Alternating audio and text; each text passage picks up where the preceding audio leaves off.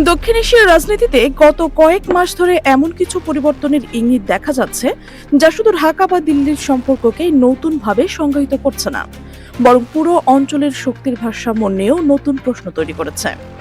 রাজনৈতিক অঙ্গন, কূটনৈতিক মহল এবং সামাজিক যোগাযোগ মাধ্যম সব জায়গাতেই এক ধরনের অদ্ভুত উত্তেজনা কাজ করছে।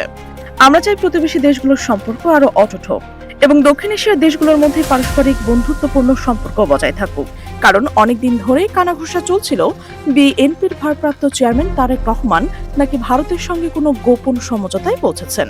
কেউ বলছিল এটি ছিল রাজনৈতিক সমর্থনের বিনিময়ে কূটনৈতিক ছাড়, আবার কেউ দাবি করছে বাংলাদেশের ভবিষ্যৎ পররাষ্ট্রনীতির ভিত্তিতে সেই গোপন বোঝাপড়া। কিন্তু সময় যত গড়াচ্ছে ততই দেখা যাচ্ছে বাস্তবতা যেন সম্পূর্ণ ভিন্ন দিকেই মোড় নিচ্ছে।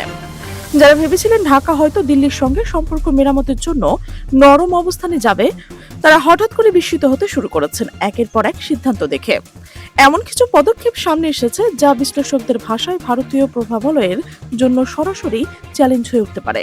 দক্ষিণ এশীয় রাজনীতিতে দীর্ঘদিন ধরে ভারত যে একক আধিপত্য ধরে রেখেছে বলে মনে করা হতো, বাংলাদেশের সাম্প্রতিক অবস্থান সেই ধারণাকে নাড়িয়ে দিয়েছে বলেই অনেকের মতে। সবচেয়ে বেশি আলোচনা এসেছে পাকিস্তানের সঙ্গে বাংলাদেশের সম্পর্কের নতুন সমীকরণ। 1971 সালের রক্তাক্ত ইতিহাসের পর দুই দেশের সম্পর্ক দীর্ঘ সময় ধরে সন্দেহ, অবিশ্বাস এবং রাজনৈতিক দূরত্বের মধ্যেই সীমাবদ্ধ ছিল। কিন্তু সম্প্রতি দুই দেশের মধ্যে গোয়েন্দা তথ্য বিনিময় নিয়ে যে চুক্তির খবর সামনে এসেছে তা কূটনৈতিক মহলে ব্যাপক কৌতূহল তৈরি করেছে। এই সমঝোতা অনেককে শুধু নিরাপত্তা সহযোগিতা হিসেবে দেখছেন না, বরং এটি দক্ষিণ এশিয়ার কৌশলগত মানচিত্রের নতুন বাস্তবতার সূচনা হিসেবেই ব্যাখ্যা করছেন। কিছু বিশ্লেষকের মতে এই সহযোগিতার মূল লক্ষ্য হতে পারে ভারতের নিরাপত্তা প্রভাবকে ভারসাম্যের মুখে দাঁড় করানো। তাদের ধারণা, ঢাকা ও ইসলামাবাদ ধীরে ধীরে এমন এক পারস্পরিক সহযোগিতার পথে হাঁটছে যা ভবিষ্যতের প্রতিরক্ষা এবং কৌশলগত সমন্বয়ের দিকেই গড়াতে পারে। তবে ঘটনার প্রবাহ এখানেই থেমে নেই। বাংলাদেশের পানি ব্যবস্থা ও নদীভিত্তিক রাজনীতি দীর্ঘদিন ধরে ভারতের সঙ্গে সম্পর্কের অন্যতম স্পর্শকাতর ইস্যু। বিশেষ করে অভিন্ন নদীর পানি বন্টন নিয়ে নানা সময়ে উত্তেজনা তৈরি হয়েছে। সেই প্রেক্ষাপটে পদ্মা ব্যারেজ প্রকল্প নিয়ে ঢাকার সাম্প্রতিক অবস্থানকে অনেকেই অত্যন্ত তাৎপর্যপূর্ণ হিসেবেই দেখছেন। প্রায় 35,000 কোটি টাকার এই প্রকল্পের ঘোষণা আসার পর থেকে সবচেয়ে বেশি যে বিষয়টা আলোচনায় এসেছে তা হলো বাংলাদেশ এই বিষয়ে ভারতের অনুমতি বা আনুষ্ঠানিক সমর্থনের অপেক্ষায় থাকেনি। পানি সম্পদ মন্ত্রণালয়ের বক্তব্যে যে দৃঢ়তা দেখা গেছে তা অনেকের কাছে বাংলাদেশের নতুন পররাষ্ট্র নীতির প্রতীক হিসেবেই ধরা দিয়েছে। জাতীয় স্বার্থে সিদ্ধান্ত নেওয়া হবে, এই ধরনের বার্তা কূটনৈতিকভাবে অনেক বড় ইঙ্গিত বহন করছে বলেই মনে করছেন পর্যবেক্ষকরা। অন্যদিকে ভারতও যে পরিস্থিতিতে খুব হালকাভাবে দেখছে তা নয়, তার ইঙ্গিত পাওয়া গেছে সামরিক কর্মকাণ্ডের মাধ্যমে। সম্প্রতি বাংলাদেশের সীমান্তের কাছাকাছি ভারতের ক্ষেপণাস্ত্র নিয়ে নানা পরীক্ষার আলোচনা চলছে। দিল্লি অবশ্য এটিকে নিয়মিত সামরিক কার্যক্রম হিসেবে দেখিয়েছে, কিন্তু বাংলাদেশের ভেতরে অনেকে এটিকে মনস্তাত্ত্বিক চাপ প্রয়োগের প্রচেষ্টা হিসেবে ব্যাখ্যা করছেন। বিশেষ করে সীমান্তের উত্তেজনা নিয়ে বাংলাদেশের পররাষ্ট্র উপদেষ্টার কড়া মন্তব্য সামাজিক মাধ্যমে ব্যাপক আলোচনা জন্ম দিয়েছে। চোখে চোখ রেখে কথা বলার সময় এসে গেছে। এমন ধরনের বক্তব্য অনেকের কাছে ইঙ্গিত দিচ্ছে যে ঢাকার আগের মতো কূটনৈতিক নরম অবস্থানে থাকতে চাইছে না। এই অবস্থানের পেছনে সামরিক সক্ষমতা বাড়ানোর পরিকল্পনাও আলোচনায় উঠে এসেছে। সাম্প্রতিক সময় তুরস্কের সঙ্গে বাংলাদেশের প্রতিরক্ষা সহযোগিতা নিয়ে নানা আন্তর্জাতিক গণমাধ্যম প্রতিবেদন প্রকাশিত হয়েছে।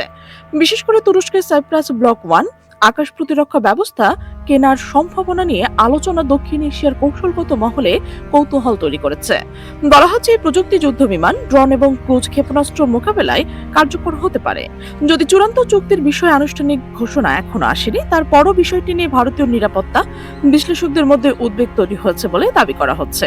কারণ বাংলাদেশের প্রতিরক্ষা সক্ষমতা বাড়লে আঞ্চলিক শক্তির ভারসাম্যেরও পরিবর্তন আসতে পারে। রাজনৈতিক ও সামরিক কৌশলের পাশাপাশি অর্থনৈতিক ক্ষেত্রে বাংলাদেশের অবস্থান বদলাচ্ছে বলে ধারণা করা হচ্ছে। শেখ হাসিনার সময় ভারতের আদানি গ্রুপের সঙ্গে হওয়া বিদ্যুৎ চুক্তি দীর্ঘদিন ধরেই সমালোচনার মুখে ছিল। বিরোধীরা দাবি করে আসছিল যে চুক্তিটি বাংলাদেশের জন্য ব্যয়বহুল এবং অসম। নতুন সরকারের পক্ষ থেকে সেই চুক্তি পুনর্বিবেচনার ইঙ্গিতের পর পরিস্থিতি নতুন মাত্রা পেয়েছে। জানা গেছে চুক্তি নিয়ে আন্তর্জাতিক আইনের পথেও যাওয়ার প্রস্তুতি রয়েছে। এদিকে তিস্তা ইস্যু নিয়ে নতুন করে উত্তেজনার কেন্দ্রবিন্দুতে উঠে এসেছে। দীর্ঘদিন ধরে ঝুলে থাকা তিস্তা পানি বন্টন চুক্তি বাস্তবায়িত না হওয়ার কারণে বাংলাদেশের ক্ষোভে রয়েছে। সেই প্রেক্ষাপটে চীনের সঙ্গে তিস্তা মহাপরিকল্পনা নিয়ে আলোচনার খবর এখন কৌশলগত মহলের উদ্বেগ তৈরি করেছে। বিশেষ করে ভারতের অত্যন্ত সংবেদনশীল শিলিগুড়ি করিডোরের কাছাকাছি চীন অবকাঠামো প্রকল্পের সম্ভাবনা নিয়ে নানা ধরনের বিশ্লেষণ সামনে এসেছে। কেউ বলছে এটি বাংলাদেশের কৌশলগত ভারসাম্য রক্ষার চেষ্টা, আবার কেউ মনে করছে এটি ভবিষ্যতের জন্য ঝুঁকির এক খেলা। কারণ চীনের উপস্থিতি দক্ষিণ এশিয়া ভারতের নিরাপত্তা চিন্তাকে আরো জটিল করে তুলতে পারে। এর মধ্যেই ভারতীয় সংবাদ মাধ্যমেও কিছু প্রতিবেদন প্রকাশিত হয়েছে, যেখানে দাবি করা হচ্ছে পাকিস্তানের প্রতিরক্ষা খাতে শিবলি ইলেকট্রনিকের প্রতিনিধিরা বাংলাদেশ সফর করেছে। তারা নাকি বাংলাদেশের সামরিক অবকাঠামো পরিদর্শন করছেন এবং ভবিষ্যৎ প্রযুক্তির সহযোগিতা নিয়ে আলোচনা করছেন। যদিও এই বিষয়টি আনুষ্ঠানিকভাবে বিস্তারিত তথ্য এখনো প্রকাশ হয়নি, তারপরও বিষয়টি ঘিরে জল্পনা বাড়ছে। একই সঙ্গে নলেজ করিডোর কর্মসূচির আওতায় 500 বাংলাদেশের শিক্ষার্থী নিয়ে পাকিস্তানের উচ্চ শিক্ষার সুযোগ পাওয়ার খবরও নতুন করে আলোচনা তৈরি করেছে। সব মিলে বাংলাদেশের পররাষ্ট্র নীতিতে যেন এক নতুন অধ্যায়ের ইঙ্গিত মিলেছে। প্রশ্ন উঠছে, ঢাকা কি সত্যি ভারতের দীর্ঘদিনের প্রভাব বলয় থেকে বেরিয়ে আসার চেষ্টা করছে, নাকি এটি শুধু কৌশলগত চাপ সৃষ্টির অংশ? আবার কেউ কেউ মনে করছে বাংলাদেশ হয়তো বহুমুখী সম্পর্কের মাধ্যমে নিজেদের দর কষাকষির ক্ষমতা বাড়াতে চাইছে। চীন, পাকিস্তান এবং তুরস্কের সঙ্গে সম্পর্ক জোরদার করার মধ্যে দিয়ে ভারতকে একটি বার্তা দেওয়া হচ্ছে, বাংলাদেশ আর একক নির্ভরতার পথে হাঁটতে চায় না। তবে এই কৌশলের ঝুঁকিও কম নয়। ভারত দক্ষিণ এশিয়ার একটি শক্তিশালী অর্থনৈতিক এবং সামরিক শক্তি। সীমান্ত, বাণিজ্য, জ্বালানি এবং আঞ্চলিক যোগাযোগ সব ক্ষেত্রে বাংলাদেশের সঙ্গে ভারতের সম্পর্ক গভীর রয়েছে। ফলে সম্পর্কের অবনতি হলে তার প্রভাব দুই দেশেই পড়তে পারে। কেউ কেউ আশঙ্কা করছেন সীমান্তের নতুন উত্তেজনা, বাণিজ্যিক চাপ কিংবা কূটনৈতিক দূরত্ব বাড়তে পারে। ভারতের রাজনৈতিক পরিসরে অখণ্ড ভারত বা রাম রাজত্ব নিয়ে যে আলোচনা হয়, সেটিও বাংলাদেশের অভ্যন্তরে অনেকের উদ্বেগের কারণ। সমালোচকদের ভাষায় প্রতিবেশী দেশগুলোকে প্রভাব বলয়ের মধ্যে রাখার একটি প্রবণতা দিল্লির নীতিতে সবসময় ছিল। কিন্তু বাংলাদেশের সাম্প্রতিক অবস্থান যেন বলছে ঢাকা এখন আর কারো ছায়াতলে থাকতে চায় না। পাকিস্তানের সঙ্গে গোয়েন্দা সহযোগিতা, তুরস্কের প্রতিরক্ষা প্রযুক্তি, চীনের অবকাঠামোর অংশ এবং আদানি ইস্যুতে কঠোর অবস্থান, সবকিছু মিলে একটা নতুন বার্তা স্পষ্ট হচ্ছে। বাংলাদেশের নিজের স্বার্থকে অগ্রাধিকার দিতে চায়। এখন সবচেয়ে বড় প্রশ্ন হলো, এই নতুন পথের শেষ কোথায়? ভারত কি পরিস্থিতিকে কৌশলগতভাবে সামাল দেবে, নাকি পাল্টা চাপ প্রয়োগ করবে? দক্ষিণ এশীয় রাজনীতিতে কি নতুন মেরুকরণের দিকে যাচ্ছে, নাকি এটি কেবল দর কষাকষির এক নতুন অধ্যায়? এই মুহূর্তে হয়তো নিশ্চিত উত্তর দেওয়া সম্ভব নয়, কিন্তু এতটুকু স্পষ্ট যে বাংলাদেশের ভূ রাজনৈতিক অবস্থান যেন আগের যে কোনো সময়ের তুলনায় একটু বেশি গুরুত্বপূর্ণ হয়ে উঠেছে। ছোট রাষ্ট্র হয়েও কৌশলগত অবস্থানের কারণে বাংলাদেশ এখন বড় শক্তিগুলোর হিসাব নিকাশের কেন্দ্রে চলে এসেছে। আর সেই কারণেই ঢাকা এখন আর শুধু অনুসারী নয়, বরং নিজের শর্তে সিদ্ধান্ত নেওয়ার সক্ষমতা দেখাতে চাইছে।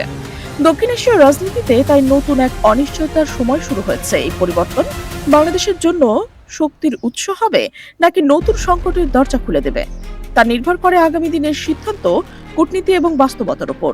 তবে একটি বিষয় নিশ্চিত, আঞ্চলিক রাজনীতির পুরনো সমীকরণ আর আগের জায়গায় নেই। বাংলাদেশ এখন এমন এক অবস্থানে দাঁড়িয়েছে যেখানে প্রতিটি পদক্ষেপ শুধু দেশের জন্য নয়, পুরো অঞ্চলের ভবিষ্যৎকেও প্রভাবিত করবে। প্রিয় দর্শক, আপনি কি মনে করছেন? এই সার্বিক পরিস্থিতিতে আপনার মতামত অবশ্যই কমেন্ট সেকশনে জানান। আর আপনি যদি এই চ্যানেলে নতুন হয়ে থাকেন, সাবস্ক্রাইব করে বেল আইকনটি অন করে রাখুন, যেন আমাদের এমন বিশ্লেষণধর্মী প্রতিবেদন সবার আগে আপনার কাছে পৌঁছয়। আমাদের সাথে থাকার জন্য ধন্যবাদ।